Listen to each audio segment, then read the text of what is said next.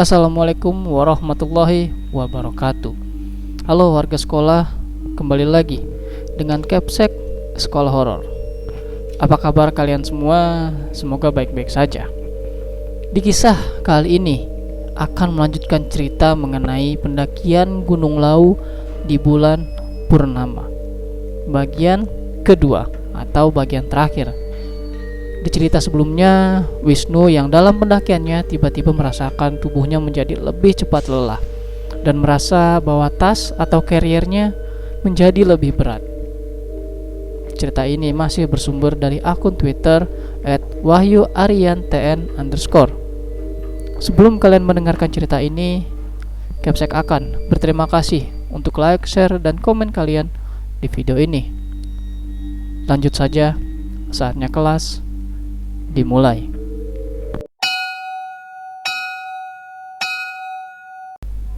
Tapi anggapannya salah. Ternyata cahaya itu berasal dari bulan yang bercahaya sangat terang. Benar saja, ternyata malam ini adalah bulan purnama. Bahkan berjalan tanpa menggunakan headlamp pun masih bisa terlihat. Alhamdulillah, mulai dari sini badan saya sudah terasa enak dan lebih baik dari sebelumnya. Kurang lebih 40 menit berjalan. Anehnya, gantian Aksal yang badannya mudah lelah. Padahal jalur pendakian menuju pos 5 banyak bonus datarnya. Melihat Aksal seperti itu, saya berpesan kepadanya agar selalu berdoa dan sholawat di sepanjang jalan. Kemudian saya dan Aksal tetap berjalan melanjutkan perjalanan. Suara angin kencang terdengar menemani perjalanan kami. Sebuah pertanda jika badai sedang terjadi. Untungnya jalur pendakian yang kami lalui masih di dalam hutan, jadi banyaknya pohon masih melindungi kami dari terpaan angin. Tampak dari kejauhan kelip-kelip lampu tenda. Tandanya di depan banyak pendaki bermalam di sana. Dan benar saja, di sana adalah sabana pertama. Angin masih bertiup sangat kencang dan sangat dingin ketika kami sampai di sana. Sampai-sampai Aksal berhenti dan merebah dan mengatakan, "Aku sudah nggak kuat lagi mas, kita camp di sini aja ya," tanya Aksal. Jam sudah hampir 8:30, menunjukkan jika kami berdua berjalan hampir 2 jam dari pos 4. Tanpa pikir kepanjang, kami mendirikan tenda dan langsung beristirahat. Tanpa makan, kami berdua bersiap tidur karena memang kami sudah sangat kelelahan dan ditambah suhu udara yang sangat dingin. Agak lama tiduran karena saya belum bisa tidur. Tiba-tiba nafas saya sangat berat dan suhu tenda berubah menjadi hangat. Saya ingin membangunkan Aksal, tapi waktu saya lihat dia sudah tertidur sangat pulas. Cukup lama saya mengatur nafas dengan terus berdoa hingga akhirnya saya tidur dengan sendirinya. Konon, bulak peperangan dulunya terjadi pertempuran antara pengikut Prabu Brawijaya V dan pasukan Adipati Capu yang mengejarnya. Sehingga muncullah mitos jika orang Cepu dilarang mendaki Gunung Lawu karena Prabu Brawijaya mengeluarkan sumpah kepada Adipati Cepu. Jika ada orang-orang dari daerah Cepu atau dari keturunan langsung Adipati Cepu naik ke Gunung Lawu, maka nasibnya akan celaka atau mati di Gunung Lawu. Sampai sekarang, tuah sumpah raja terakhir Majapahit Prabu Brawijaya masih diikuti oleh orang daerah Cepu, khususnya keturunan Adipati Cepu. Kembali ke cerita. Kami bangun jam 2:45 dini hari karena rencana kami berdua akan summit ke puncak jam 3:30 pagi. Kami berdua masak mie instan dan menyeduh susu hangat untuk nutrisi tubuh kami sebelum summit sebentar lagi. Setelah makan dan packing, kami mulai pendakian kembali dengan posisi saya sudah berada di depan, sedangkan Aksal di belakang. Udara pagi itu sangat dingin sekali. Saya perkirakan suhu saat itu kurang lebih 5 derajat Celcius. Kurang lebih 1 jam perjalanan kami tiba di Gupakan Menjangan, dan di sana sangat banyak pendaki yang memang sudah bermalam di sana. Tanpa istirahat, kami berdua tetap berjalan. 15 menit berjalan dari Gupakan Menjangan, kami tiba di sabana lagi yang sangat luas. Tiba-tiba, Aksal mendengar suara langkah kaki yang sangat jelas di belakangnya. Saat dia menoleh ke belakang, Tidak siapa-siapa di sana. Berjalan lagi dan terdengar lagi. Menoleh lagi dan tetap tidak ada apa-apa. Dan kejadian itu berlangsung cukup lama, hingga Axel sempat mengira itu suara dari sepatu yang saya pakai. Tapi setelah diperhatikan, ternyata tidak. Axel kembali menoleh ke belakang dan tetap tidak ada apa-apa. "Ayo mas, cepat. Di sini menakutkan," ucap Axel. "Ada apa, Sal?" tanyaku karena saat itu saya masih belum tahu apa yang sedang terjadi. "Enggak apa-apa mas, nanti aja di bawah aku cerita," jawab Axel. Langkah kaki pun kami percepat, hingga tanpa disengaja saat saya menoleh sebelah kanan ke arah depan, terlihat samar-samar ada sosok berwarna hitam. Dari kejauhan seperti seorang bapak-bapak setengah tua. Sontak saya kaget dan bertanya dalam hati, "Apalagi itu?" Saya menoleh lagi dan masih ada. Saya beristighfar berkali-kali dan tetap membaca doa, hingga saya pun selalu menunduk di sepanjang jalan. Cahaya headlamp selalu saya arahkan ke bawah.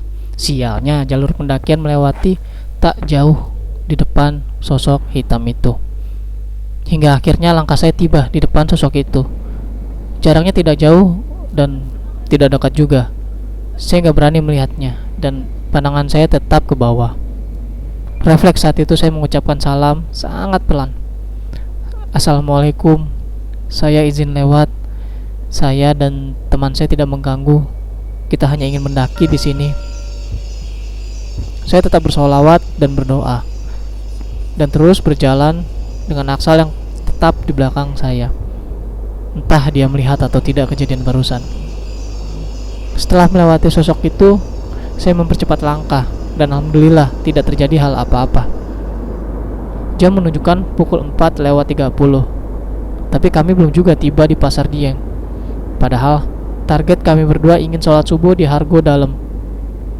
Sudahlah, kami berdua tetap berjalan hingga akhirnya kami tiba di Pasar Dieng. Bagi yang belum tahu, Pasar Dieng adalah pasar setannya Gunung Lau. Di sana banyak sekali batu berserakan dan pendaki dilarang mengambil dan mengubah bentuk atau letak batu di sana.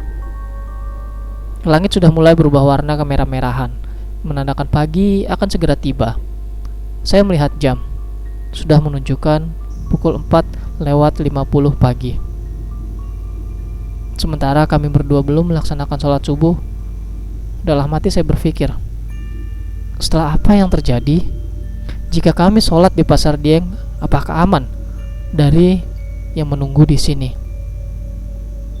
Dengan memantapkan hati, kami berdua berhenti tepat di dalam Pasar Dieng dan sholat subuh di sana.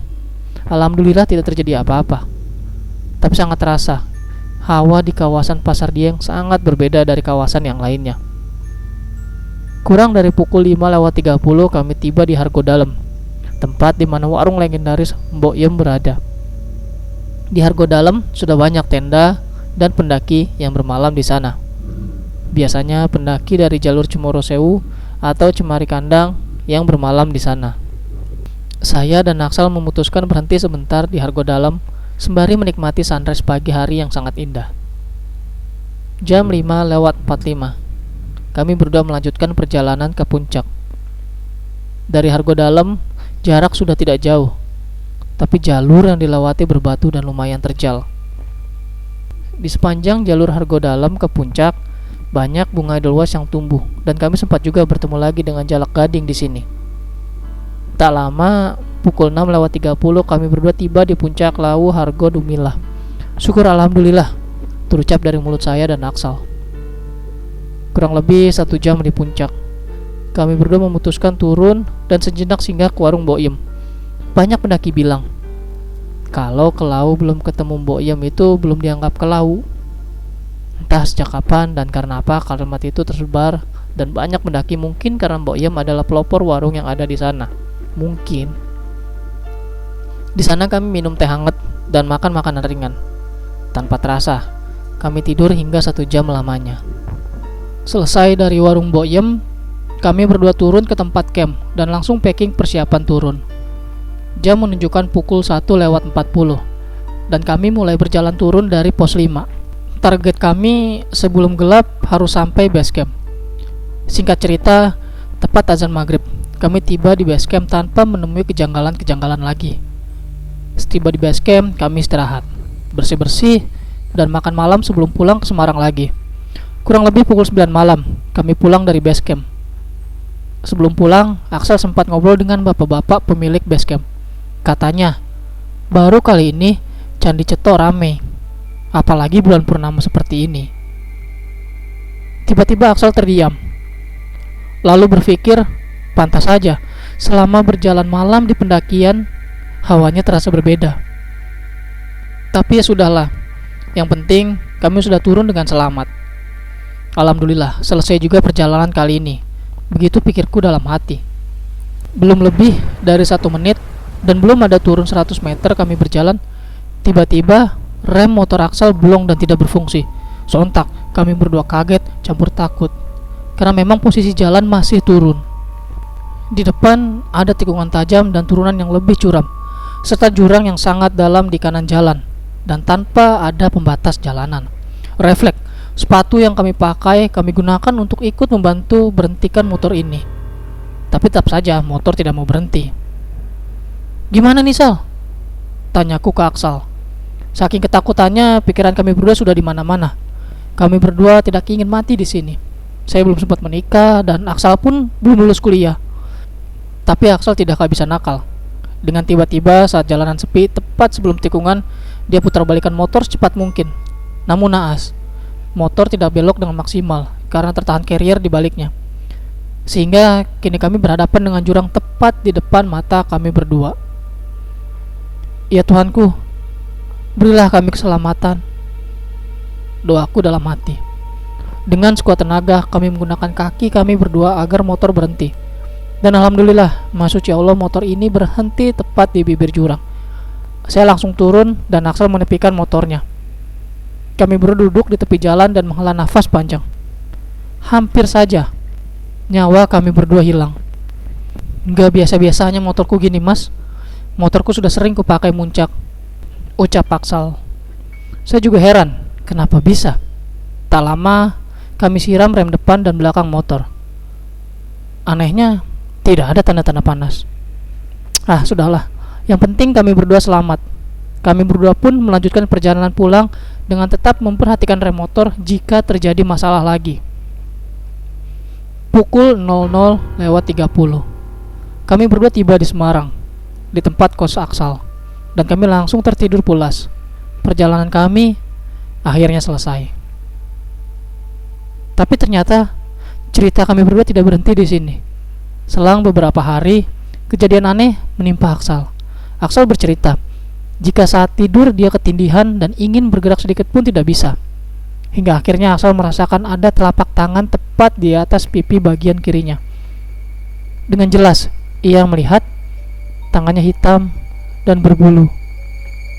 Saat hendak menoleh melihat apa yang ada di sampingnya, dia masih tidak bisa bergerak. Axel ingin teriak minta tolong, juga tidak bisa. Hingga akhirnya dia tidur dengan sendirinya.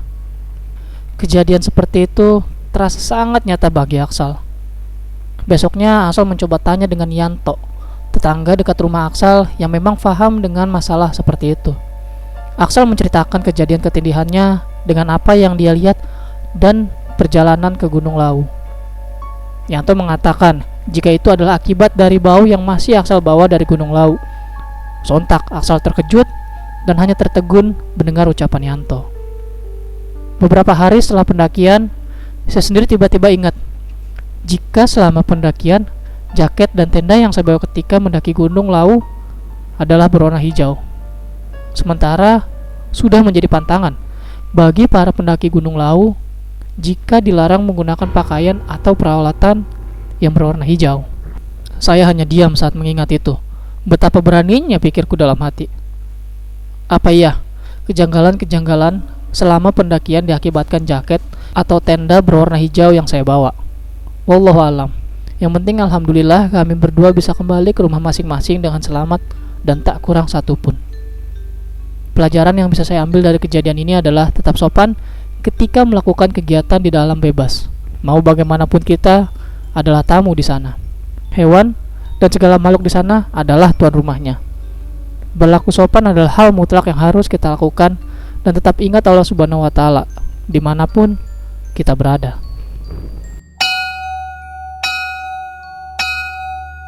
Dan itu dia cerita mengenai pendakian Gunung Lawu di bulan purnama.